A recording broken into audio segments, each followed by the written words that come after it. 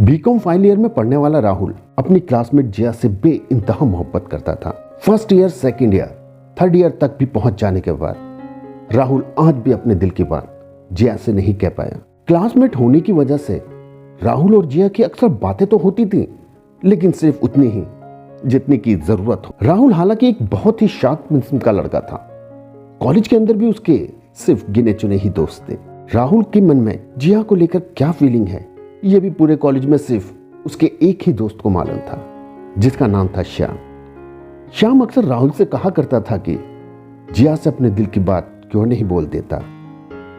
College के आखिरी दिनों में श्याम ने राहुल से कहा कि राहुल, अब कुछ दिनों में हमारा कॉलेज खत्म हो जाएगा और अगर तुमने अभी भी जिया को अपने दिल की बात नहीं बताई तो फिर तुम कभी नहीं बोल पाओगे। श्याम की ये बातें सुनकर राहुल भी इस बारे में सोचने के लिए कुछ देर के लिए मजबूर हो गया।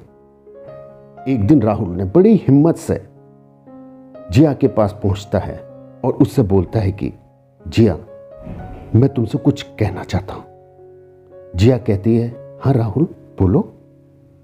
राहुल थोड़ा डरा हुआ सा हल्की सी धीमी आवाज में बोलता है कि जिया, मैं तुमसे बेइंतहा मोहब्बत करता हूं।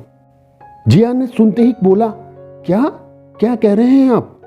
लेकिन राहुल फिर थोड़े कॉन्फिडेंस के साथ कहता है, हाँ जिया, तुमने सही सुना, मैं तुमसे बेइंतहा मोहब्बत करता हूं। लेकिन काफी दिनों से मैं तुमसे ये बोलने की हिम्मत तो कर रहा था कि जब से मैं तुम्हें देखा है और जाना है, तभी से तुम मेरे लिए, मेरी दुनिया, मेरा जहान, मेरा सब कुछ बन गया।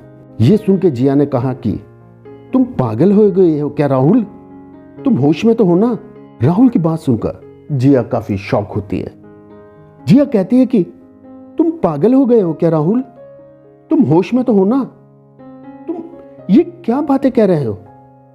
लेकिन राहुल का कॉन्फिडेंस हर पल बढ़ता जा रहा था। राहुल ने फिर कहा, हाँ जिया, मैं तुमसे अपने दिल की बात कह रहा हूं। मैं तुमसे सच में बहुत मोहब्बत करता हूं और तुम्हारे बिना नहीं रह सकता। अब शायद धीरे धीरे जिया का गुस्सा बढ़ता जा रहा था। जिया ने कहा कि लेकिन मैं तो तुमसे प्यार नहीं करती, मैं तो तुम्हें एक अच्छा दोस्त समझती थी, एक सीधा साधा लड़का, इसलिए तुमसे बात करती थी। लेकिन तुम तो। जिया की ये बातें सुन राहुल की आंखों में आंसू आ जाते हैं और राहुल चुपचाप वहां से चला जाता है। कॉलेज खत्म होने के कुछ ही दिनों के बाद जिया आगे की पढ़ाई करने के लिए विदेश में चली जाती है। लेकिन राहुल अब हमेशा जिया की यादों में उदास रहने लगता है। 24 घंटे राहुल बस जिया जिया और जिया को ही याद करता रहता है। उसकी मुस्कान, उसकी चाल, उसकी अदाएं, उसका वो इनकार, वो हर वो बात याद करता था जो जिया की यादों से जुड़ी हुई थी। दुनिया भर के सामने राहुल बस अपनी झूठी मुस्कान लेकर ही घूम रहा था।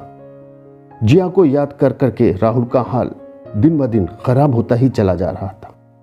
फिर एक दिन जब राहुल के दोस्त श्याम को यह बात मालूम होती है कि राहुल ने जिया की याद में अपनी ऐसी हालत बना ली है, तो वह राहुल के पास जाता है और उससे पूछता है कि जब जिया तुमसे प्यार नहीं करती और अब वो तुमसे दूर जा चुकी है, तो तुमने उसकी वजह से अपनी हालत ये क्यों बना रखी है?